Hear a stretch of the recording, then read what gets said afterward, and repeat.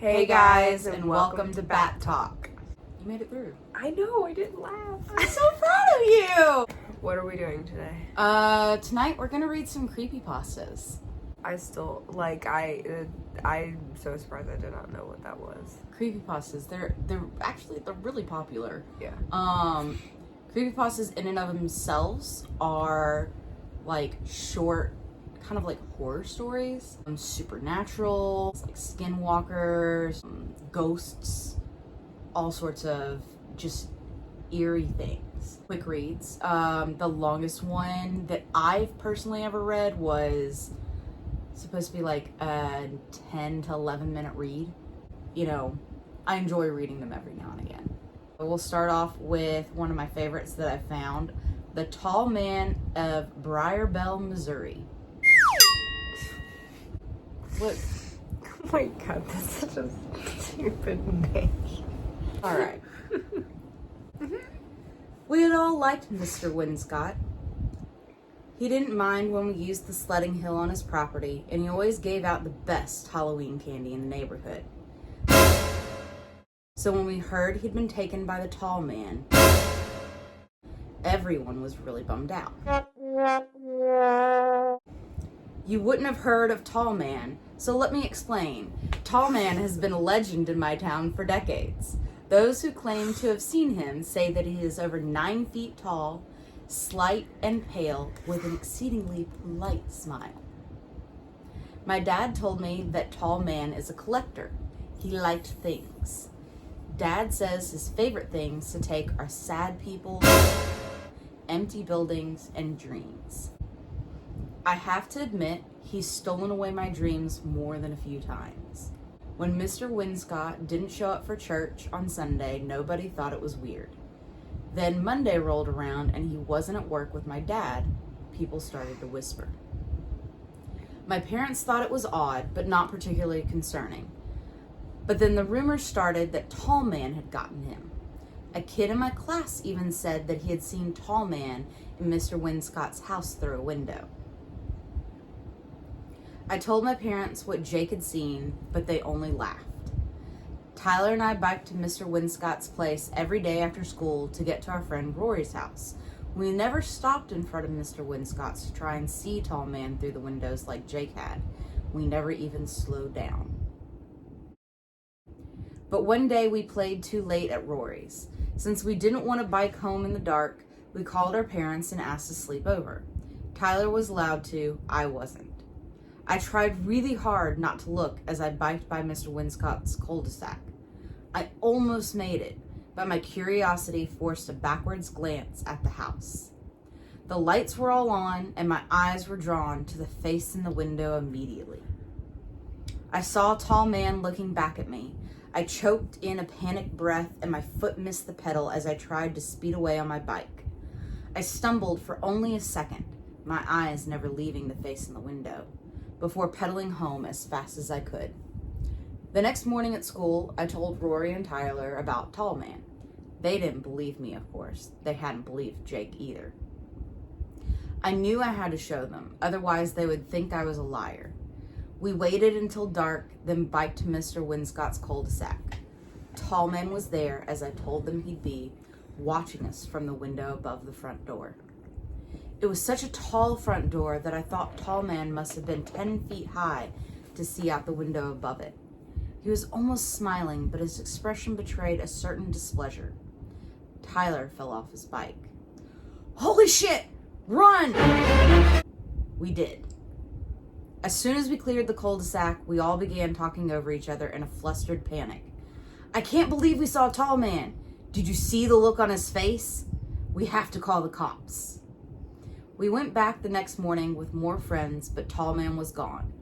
We went back the next day, but again could see no one behind the window. We began to wonder if Tall Man only came out at night. A few nights later, as we sat in Rory's basement waiting for a pizza to arrive, we decided to sneak out and see if our theory was true. We quietly rolled our bikes down the driveway and into the street. We took off for Mr. Winscott's house, torn between hoping Tall Man was there and praying that he wasn't. We saw him as soon as we biked into the cul-de-sac. he was still standing there after all. And this time, he was outright frowning. "He's mad," Rory said. "He wants us to stay away. I don't get why he only comes out at night." Tyler said while he snapped a picture. "Don't," I hissed. "Stop taking pictures. You'll make him madder."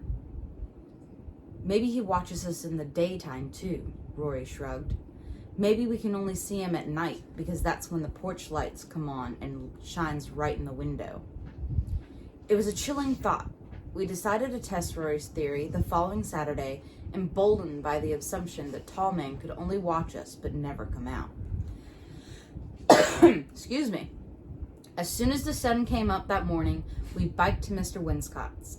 We had to get close, almost all the way to the beginning of his driveway. But Tyler swore he saw Tall Man still standing in the window. I made hand binoculars and squinted at the window for a few more minutes before Tyler suddenly said, "Let's go," hopped back on his bike and pedaled off. We caught up to him a few blocks later. "What the hell was that?" I said. It was, Tall Man was there, but he looked different this time. "Like how?" Rory asked. "I don't know. He looked angry or just wrong somehow." It was days before we could convince Tyler to go back to Tall Man's house, and even then he insisted on taking his teenage brother Matt with us. Matt wasn't impressed with our stories at all. He didn't believe us, but he came anyway for Tyler's sake. As soon as we got close enough to see Tall Man in the window above the door, Matt got off his bike. He stared and squinted and stared some more. He got closer than we had ever dared to go at night. We followed nervously behind him. Matt walked up the driveway and then down the stone path to the front porch. We dared not follow that far. Then Matt went up the porch right up to the door. "Holy," he said. Then a few more four-letter words. And suddenly Matt was running down the front porch, down the path, down the driveway, and out onto the street where we waited. "What is it?" Tyler asked. "There is no Tall Man," he said out of breath. "Call the cops. Now." And he was right. It wasn't Tall Man after all. We stayed long enough to watch the police break down the door and cut the rotting corpse of Mr. Winscott from the ceiling where he'd hung himself from a lamp fixture in his foyer. The body had decayed as if it were melting in the days we had watched it from the road. Mr. Winscott had written no note and made no goodbyes, leaving behind only the sad imprint of a divorced middle-aged man suffering a sad, well-hidden depression. It was weeks before the town lost interest in the tragic suicide and months before kids stopped asking us to describe the body and all its gory details. Eventually, even Tyler and Rory stopped talking about it. Everyone had moved on. Everyone except me. See, there was one detail that always bothered me. One thing I never told Rory or Tyler. It was about the first time I'd seen Tall Man. The time I'd been alone. The thing was, I'd seen Mr. Winscott that night. He'd been sitting alone in his kitchen, eating dinner. But I'd seen something else too. In the upstairs bedroom window, there'd been an impossibly tall, impossibly pale man staring back at me, and he'd been politely smiling. Credit to that goes to Rebecca Klingel, aka C.K. Walker. So what do you think about your first known creepypasta story? That's not too bad. It's a very interesting story. Very, the writing was very, very good. It didn't sound like a 2-year-old wrote it. I told you, they're like Goosebump books, but like more mature. So this kind of story is one of the types that I like, where it's kind of mythical creature, ghost kind of thing, like the stories of the Tall Man or the Slender Man. Oh, I like your nails. Thank you. Got little aliens on them. Got little aliens. So I'm not gonna sound like an audiobook like you do. I don't know if that's an insult or a compliment. Well, it was literally like listening to an audiobook. That's actually good. That's something that I've thought about doing. I'd love to do like audiobooks, and being a voiceover actress was something that I've always wanted to do. I mean, you'd be good at it. I'll read Halloween 64. I had heard rumors of the game's existence on various gaming sites and message boards, but I never thought it was actually real. I spent a little over a year trying to track down a copy, but I always came up empty-handed. That was until a few weeks ago when the game decided to find me. I am here to beg you, do not go looking for it. If an unfamiliar game shows up at your door, leave it be. It can disguise itself under any platform and does not abide by the rules of our universe. If you are unfortunate enough to play it, I will provide instructions below to hopefully give you a fighting chance. The game decided to present itself to me on a Sunday at 12 a.m. It had manifested itself into a blank Nintendo 64 cartridge with no writing or sticker logo, and was placed outside my front door with no note or instruction. I paced around for 20 minutes and tried to comprehend where it had come from and who had delivered it. Eventually, I hooked up my console and inserted the cartridge. My version of the game had titled itself Halloween 64 and included an inverted Nintendo logo. It also displayed a few presumably non-existent dev companies like Eulogy Inc. and Last Breath Software. The title screen included the words Halloween 64, press start, and text made to look like cheesy green slime. As soon as the game begins, you will be unable to quit until it is complete. I'm sure you're thinking, just turn it off, unplug it, or walk away. If only it were that simple. The game has several methods of self-defense, and the harder you try and disrupt it, the stronger it becomes. The power function of the console will not respond if you try to turn it off. The red power light remains on, and the system operates like normal. The cartridge cannot be removed. It does not matter how hard you pull. It will stay locked in place. If you annoy it enough, the cartridge will become hot and burn your skin to the bone. What the? In addition to this, all outside communication will be lost. Your phone and internet will not function while the game is running. Any door or window that leads to the outside world will be inaccessible. My front door wouldn't open. All my windows became shatterproof. To be honest, I'm not sure if time even passes while playing the game, as every clock in my apartment remained at 12 while playing. You are given 10 lives. Certain aspects in the game will be mirrored in reality. Any pets you own will die as soon as you lose a life. As you lose more lives, you will get sick. Very, very sick. I became nauseous, my head started to pound, and my nose began to bleed. The more lives you lose, the worse you will feel, but you must keep playing. I can only conclude that losing all lives will result in death. Level 1, the neighborhood. Your third-person character in Level 1 is a child dressed in a skeleton costume, carrying a jack-o'-lantern bucket. You start off in the middle of a suburban neighborhood covered in cheap Halloween decor. The street had a striking resemblance to the one I grew up on. I can only assume this is a detail that is different for each player. Although the street appears linear and endless, it is not. As you move forward, the street lights behind you will go out. Do not go into the dark. Keep moving. If you move your character into the dark, you will lose a life. As you play, you will notice the darkness creeping behind you in reality. After a few hours of running down the virtual street, all of the lights in my apartment went out, one by one. Whatever you hear, see, or feel, it is very important to not take your eyes off the screen during this level. You will hear doors in your home open and close, footsteps, and a familiar voice whispering in your ear. Do not lose concentration, or you will lose more lives. You may even feel a hand rest on your shoulder. Eventually, the screen will end without notice. The timer on the screen showed that I ran for 7 hours and 26 minutes before completion. Level 2, the house. Level 2 is displayed in first person. You will enter a house with limited visibility, as a dim flashlight is your only source of illumination. As you progress through this level, you will notice a difference in temperature around you.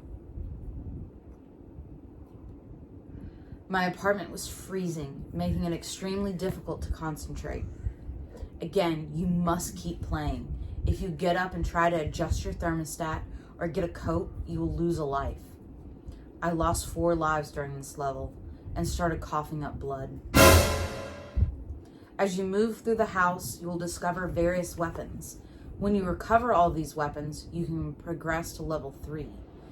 These weapons cannot be used in self-defense. It is best to not equip them, as your character will only use them to commit suicide, thus resulting in the loss of more lives.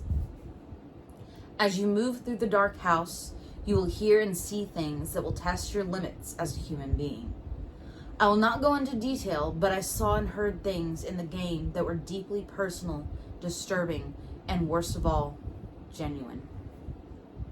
Be prepared to witness every terrible experience of your past, all of those things you have repressed, forgotten, and maybe even went to therapy to try to work through. Once again, you must keep playing, and you must collect every weapon. Level 3, Final. This one, like the last, is in first person.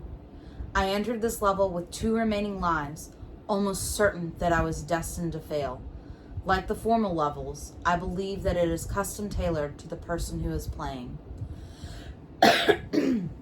You will enter a bedroom and see a person laying in the bed asleep. They may resemble a loved one, a friend, or yourself. I saw the body of my best friend who passed away 10 years ago. You will have access to every weapon you grabbed in level 2. A knife, blowtorch, baseball bat, and screwdriver.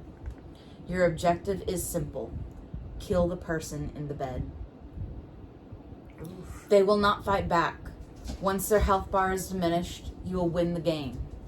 I chose the knife. I walked up to the bed, aimed, and struck the body with the blade. White hot pain filled my eyes, and I instantly discovered the catch of level 3. Whatever pain you inflict on the person, you will feel in reality. You will not lose any blood, you will not lose consciousness, you will not die, but you will feel every single sensation. If you take too long in between blows, your player will lose a life. The person on the bed will beg you to stop. They will scream your name again and again. It took me 20 minutes to stab them to death, and I could barely hold the controller when it was over. I completed it with just 1 life remaining. My body was cold, frail, and broken. I remember reading "Game Complete" on the screen just before blacking out. I'm not sure who the game will choose next, or if it has already chosen. I just pray that they will read this before it's too late. Credit to Jay Spaziel. Okay, Bazile.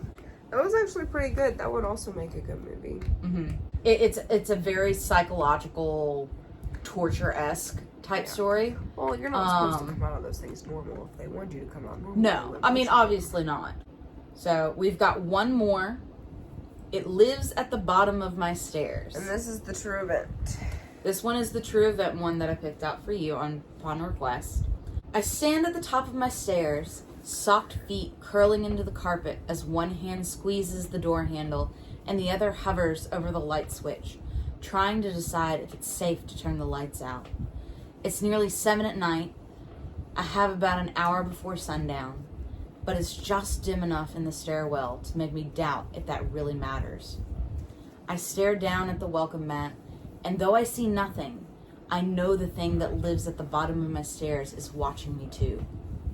I know its gauzy white eyes never blink, and that its teeth, thin and too long for its mouth, extending far past its leathery lips, cannot smile.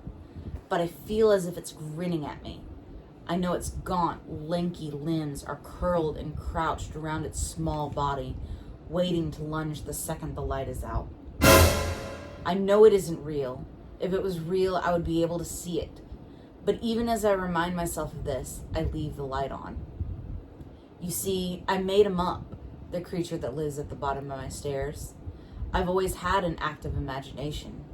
Many children create monsters or imaginary friend with rules. A man who runs beside the car but can only run in the shadow of the vehicle. A ghost who befriends you but is invisible to anyone older than you. A monster who waits at the bottom of your stairs but can't move until the lights are out. I'm not sure why I never stopped doing this.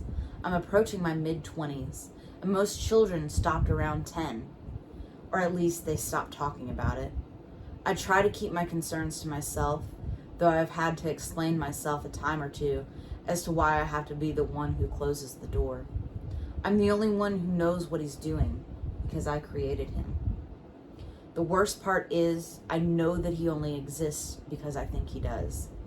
There have been weeks or months where I can go up the stairs to my apartment and not feel his eyes on my back, his claw-like fingers waiting to rip into me. All it takes is a stray thought, and he's there again. There have been times where I was too slow to close my door after I turned the light out. Nothing happens right away, though I know he's in my apartment with me.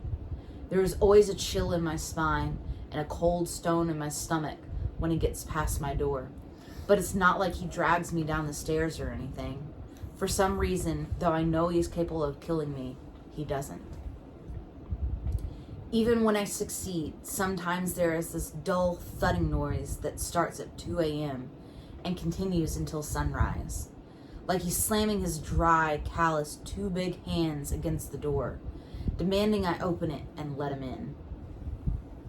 This has been the hardest part about accepting he is not real, because I have had guests ask me about the noise. I never know what to tell them. Though on the nights he gets in, I can feel him watching me from the doorway to my room, which unfortunately shares a wall with that stairwell. He sits in the same spot all night, breath wheezing at his squished bat-like nose, body twitching and contorting as he runs his clawed fingers over his face in anticipation. Though I will never claim to have actually seen him, I will say I feel as if a trick of the light or a stray shadow have sometimes looked as if they were trying to reveal him to me. My biggest worry is I think he's getting closer with each time I fail. He started out right outside my doorway, but he was a mere 3 feet from me the last time. I can't really tell because he isn't real and because I can't see him, but I think he's getting more worked up. I don't know what he's so excited about, but I can guess it will happen when he has made his way to sit at the foot of my bed. I think he's getting faster. I've been failing more often than not to keep him out. It won't be long now before he reaches his goal, whatever that goal is. Maybe it's to torment me and feed off my fear of what he'll do next. If that's his goal, he's succeeding. It's killing me. I can't sleep knowing he's there. I know he's never attacked me in the past, but I'm always scared that tonight will be the night he decides that enough is enough and goes for it. My lack of sleep is hurting my job. My paranoia is ruining my relationships. All I do is sit at home and hide away from the creature I don't know how to stop. I'm sick of it. So tonight, I'm not going to hide. Tonight, I'm leaving the door to the stairwell open when I turn off the light. I'm turning off all the lights in my shitty apartment, and I'm going to sit on my bed in the dark.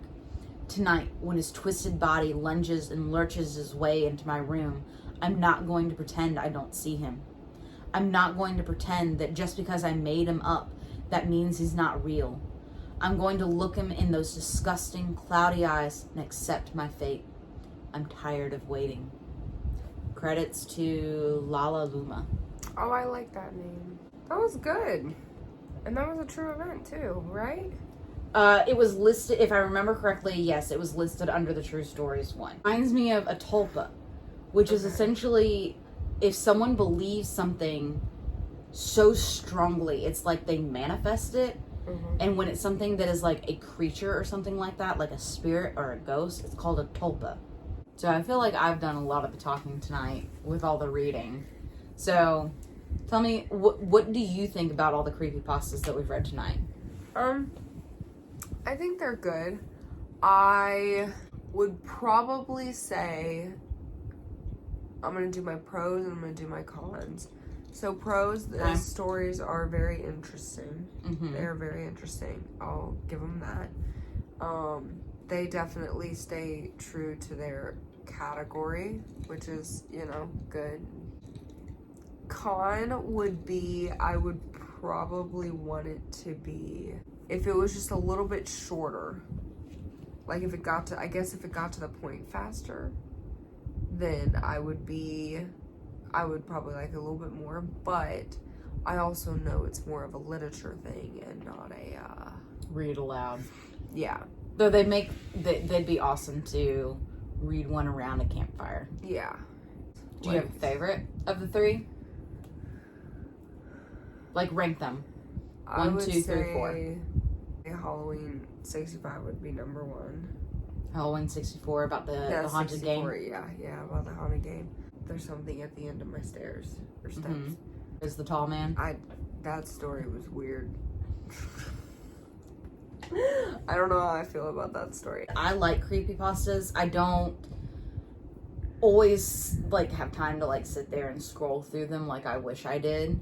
But they are definitely, they're worth a read sometimes, especially if you don't mind getting a little creeped out. So I would have to say the thing at the bottom of my stairs was actually ties a little bit for me with Halloween 64. And let us know if you enjoyed Creepypasta Night. Maybe we can do it on a fairly regular basis where we find some other creepypastas. Maybe she'll actually read and look at the camera. There's a lot of caffeine. Oh. No. Oh my gosh. Alright guys, I think that's it for us tonight. So that was creepypastas. I think I said that right. That was creepypastas. I'd say 8 out of 10. 8 out of 10 for Creepypasta Night? 8 out of 10 for Creepypasta Night. If you've got any topics of creepypastas that you'd like to hear, let us know. Leave it down in the comments below. Mm-hmm. Give us a like. Subscribe to the channel. Yes. And we'll see you next time. This has been Bat Talk. Bye.